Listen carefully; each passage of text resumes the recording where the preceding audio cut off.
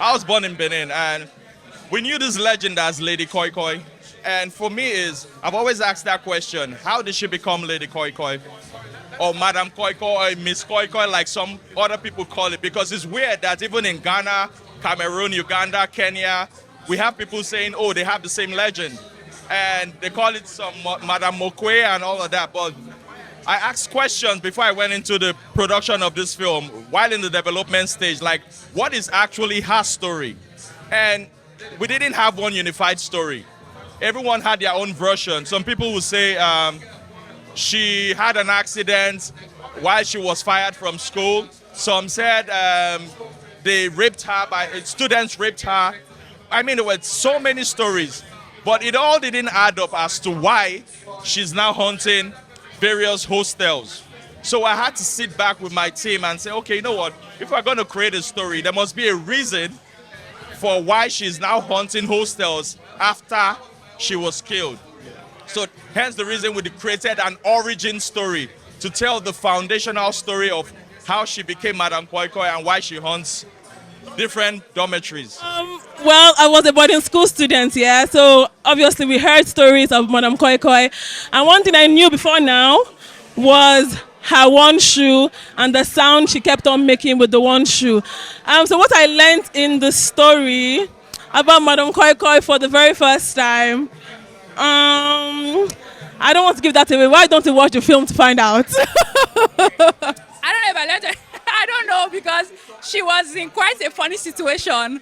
But probably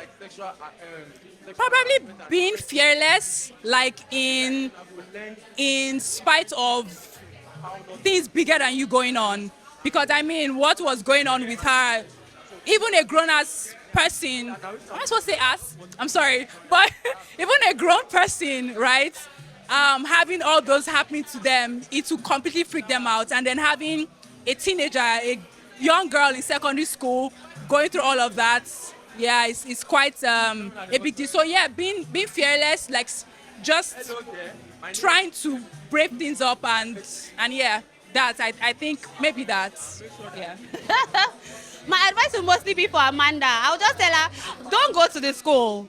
Don't go. Don't go. Run away from home. Go away somewhere else. Don't go to the school. Yeah. And Edna, mind your business. Actually, just mind your business for what's in your life. Because that's what got you in trouble. As Africans, we all believe in the reality of the other world. If not, we won't be talking to our ancestors. If not, we won't believe in Jesus, who has promised us to take us to come and take us to the other side. If not, we believe in the realities of the other world, and it is quite reflective in the way we live our lives. In fact, somebody will tell you, oh, my father, so you are like, it becomes something that cautions you because you know there is an afterlife. Well, for those who don't believe there's an afterlife, you can see how they live their lives without restraints, without anything. So the knowledge or the belief in the afterlife also controls how you live your life on earth here. Baba Fawole is somebody who believes in the reality of the other dimension, but doesn't want to have anything to do with it. He sees the toll he took on his father. And if the sky is going to fall, not only on my head, all of us will die inside. But fortunately for the process, one of his friends took after his father. You understand? It was obvious that he doesn't want to have anything to do with the other dimension. No. But he believes in it because he had seen it at work. So that's the kind of person he is. So this might sound cliche, and it has nothing to do with the fact that we're here for Madam Koi Koi. I remember when I was younger, after I saw, I think, Igodo and Isakaba was very scary too, because I didn't understand how they could behead people without feeling no emotions, without feeling any empathy whatsoever. Yeah, so there was this time that we had a church thing where we're all ladies. I think it's a CGIT Christian Girls in Training thing, and then we had to go camp in, I think, Queen's College, Yaba. I cannot remember what school exactly. I remember that for some weird reason, we were all planning to sleep, and then someone just decided that it was a perfect time to talk about then Miss Koi Koi.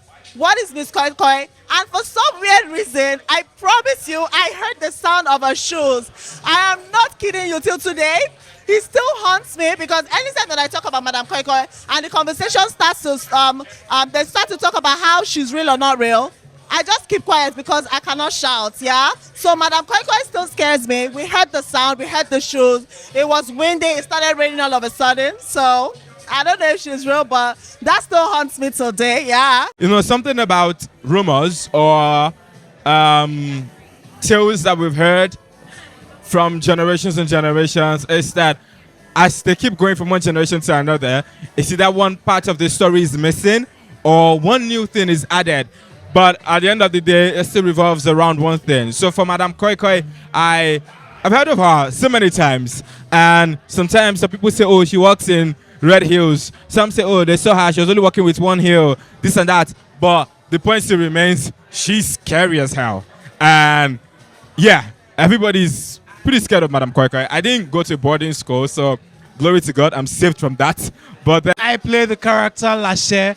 I'm so excited and I've been dancing all along on the red carpet because this is a film I hold dear to my heart. It's a Nigerian story. It's made by Nigerian people and everybody and anybody knows the story of Madam Koi Koi. So it's one to watch out now, for. Ibukun is a regular secondary school student who had a crush on one of her schoolmates, yeah?